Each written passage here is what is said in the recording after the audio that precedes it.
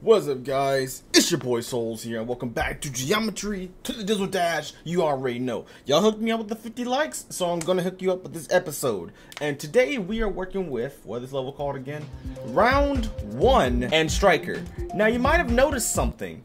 Oh, I clicked off the freaking... Well, ladies and gentlemen, you guys asked and you have now received. The Extra Souls account has now been made. So whatever levels that I make that are not going to be on my main account are going to go on this one. Extra Souls. I got a couple of stars and coins here and there because I didn't want the default stuff because that would be boring. So I'm just going to use this guy for revisiting old levels, building short projects and uploading them, such as the levels I've already made in my previous videos. So I already have Machina, Payload, Frontlines, and Embers already up on the account, and a lot of people have already played Machina. That's insane. The reason that the Finger Dash level isn't on here is because, well, I deleted it.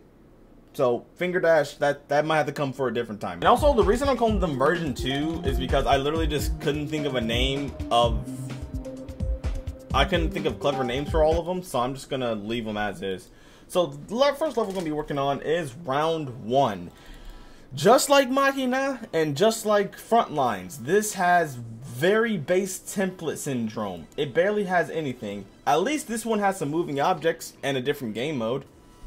So, you know, you get plus points for that. And this background, I don't really use this background that often.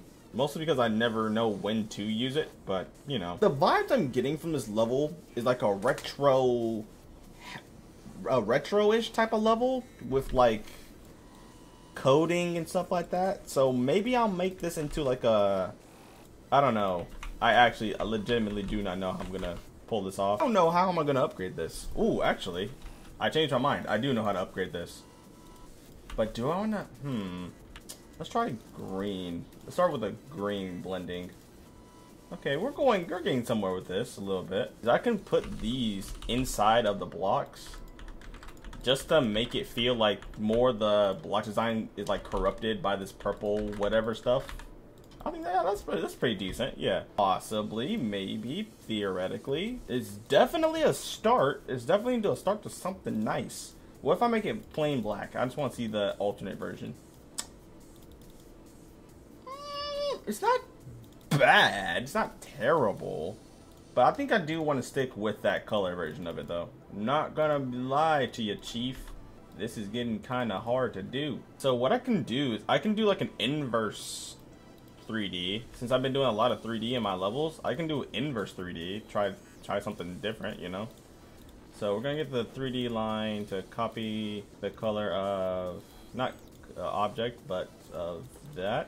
This one's definitely going to be the most challenging out of all of them, simply because the theme of this level is much more different from the rest of GD World, but it's kind of coming along a little bit. We'll worry about the layering stuff later. Right now, I just want this on the template. I discovered something that I like. First off, I'm getting rid of these black mini squares. They're not centered, that's why I do not like them. Okay, let's try some different monsters, because maybe I can just leave the block design simple, but have the decoration around it carry. So this is like, what, color 6? So color 6, do I just leave that white though? I think I might. Nah, I feel like that's doing too much, and it doesn't really match the computer-y theme. I kind of like that. Because now the green doesn't just blend in with the object color. It actually so like the pink kills you. Alright, but I think I might have buffed that on accident. I think that's fine.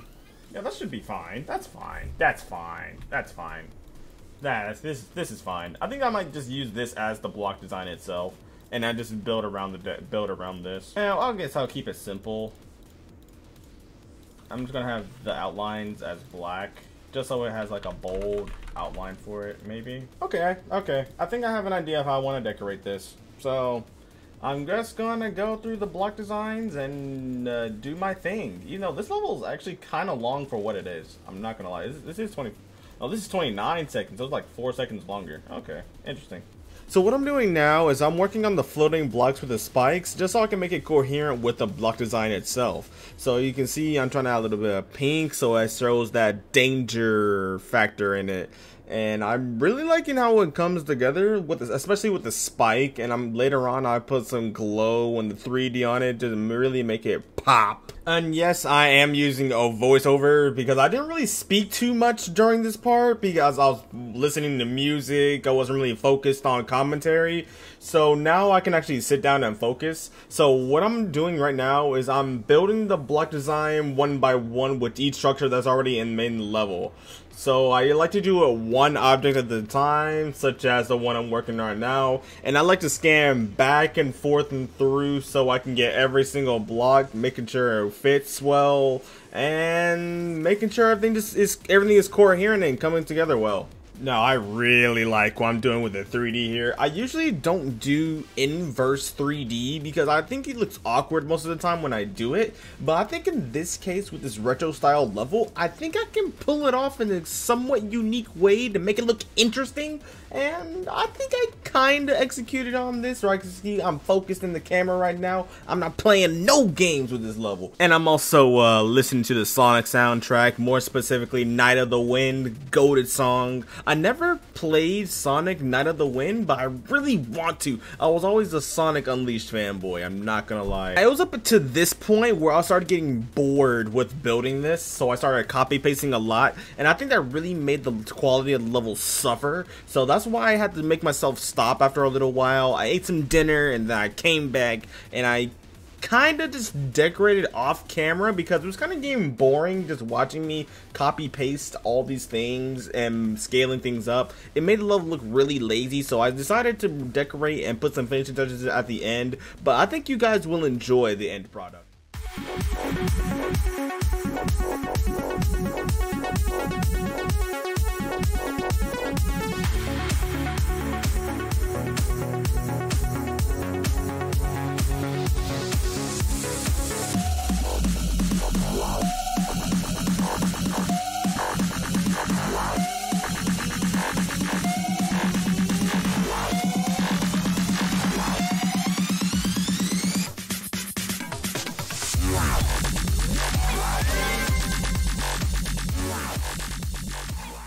With Striker, I'm going to do similar techniques to what I did with Payload, with adding like grassy stuff and the plains and all that. But I really want this to be a cloud-based level, so I do have a couple of ideas that may or may not work to make this into a sky level, but on the majority of the time you are on the ground. So I guess I can implement more of the sky stuff when you start getting into the sky area. So right now, I'm just going to focus on making decoration for the ground right here. I think the reason that these levels are becoming harder and harder to build on is because now they're getting longer, even if it's by a couple of seconds. And I'm usually taking a long time just to build 1 minute levels, so building half of that is really pushing my limits when it comes to building in general. Because I never build levels nearly as often as this. Especially in such a variance of style. It's just a very different experience for me. One mob I haven't really been using in this series is the bat. So I might implement the bat in this because it will make sense for the sky level. That'll make sense, yeah. This is another level with the case of if I just added a little bit extra decoration, it'll make it look so much better. This level's block design, albeit simple, it's not terrible. All it needs is a little bit of pizzazz with the decoration a bit, and it'll be a perfectly fine level. And like all I'm doing with the inside of that is just changing the hue a bit, just to give a little bit of depth of color. But honestly, I'm not changing too much. All I'm doing is adding a little bit of decoration here and there just to make it look better. I guess I can go ahead and start doing it now. I'm gonna go ahead and start adding some moving clouds into the foreground-ish, having it move on top of the background and stuff. Or I can actually have two types of clouds in this. I can have some coming in the background and some in the foreground. So let's see. I'm gonna try a couple of things. But first, of course, we're going to our cloud. And we're gonna give our cloud a drop shadow. So before we do that, I'm going to need to do some quick layering. Actually, what does a blending cloud look like? I wonder. Oh, so that's what it looks like. That's interesting, actually.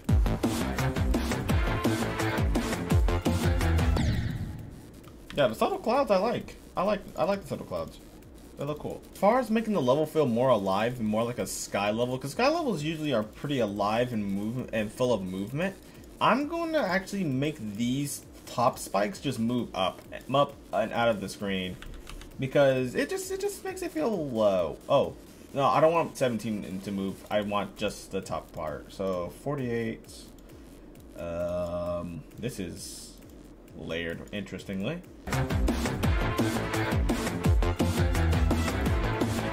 Yeah, back in, back out definitely works better there. Yeah, honestly, I think this level just needed clouds and some grass, and then it was perfectly fine. What I wish robtop had was like an animated wind block, but I don't know how he would be able to make that, but that would be cool. Like, I don't know. I just wish some of these looked like wind blocks. And you know what, just to make everybody happy, we're gonna make this somewhat canonic when it comes to the waterfall. We'll just have like a large cloud here covered in other clouds to make it look like, oh hey, a bunch of clouds like this are making a large waterfall. Even though this makes no sense at all, it just makes sense. I mean, I never use the rainbows. I never use these. Not once, no, not ever. And I don't plan on using them anytime soon either. Well, I casually make something kind of decently cool out of it. But still, I just never use these rainbow blocks or rainbow things ever. Like, I can use a white blending. Let's see how that looks. Oh, that looks interesting. Ooh, that looks kind of cool. Alright, now I made a freaking atomic nova. Oh, yo, imagine that pulse in a level, dude. Alright, that's kind of cool. That's kind of cool. I like, but that's not the point of this level. And for the background, I'm just gonna decorate the background stuff a little bit by adding a couple of spinny things, just so it fills in a little bit more space. But I'm also gonna make it subtle so it's not distracting. And as promised, I did want to use the bats in this level, and now I'm going to end off the video adding these bats and ending it with 2 more levels of Geometry Dash World, and that will leave us 4 levels left for the entire thing. Alright you guys, that's 2 more levels down in the books. I will say this isn't really one of my strongest episodes, but for what it is, it's not too bad. It's not too bad. Gotta stretch. Alright, I think this is gonna be it for the episode. Thank you all so much for watching the video. If you guys did enjoy, please be sure to leave a like and all that. And now I'm going to present to you my version of Striker.